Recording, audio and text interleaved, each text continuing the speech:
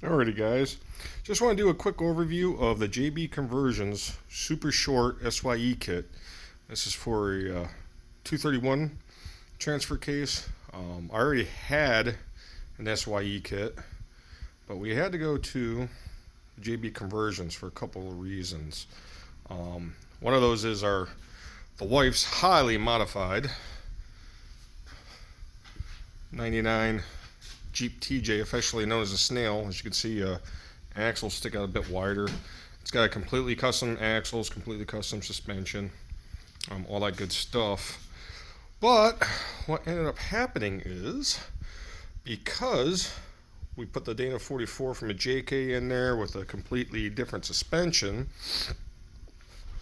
our rear drive shaft ended up coming a little bit like this. As you can see, there's not much spline left. If you actually measure from center of that U-joint to that double cardian, focus, we're right around 15 inches is what that ended up being. But as you can see, we got nothing left for collapsibility on this, which has led to basically a bad transmission mount and some other things. So we're hoping, by going to this super short kit, which as you can see compared to, I believe this is like an Adams SYE kit. It's kind of like an average. I mean, everyone makes one type deal. I think they all use pretty much the same components.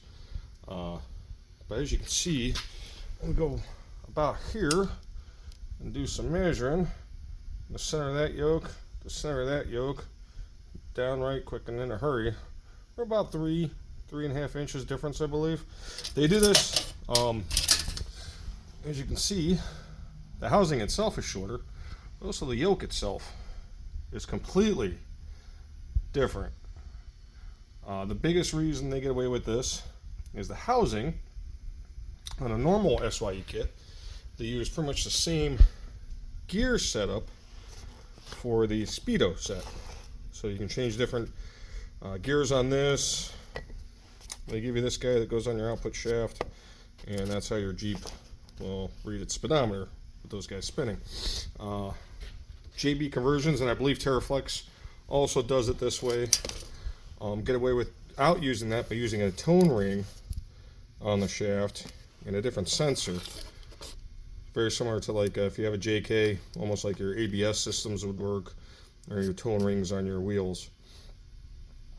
So that is just a little quick overview. Some of you JK guys might be wondering, what the heck are we even talking about an SYE kit?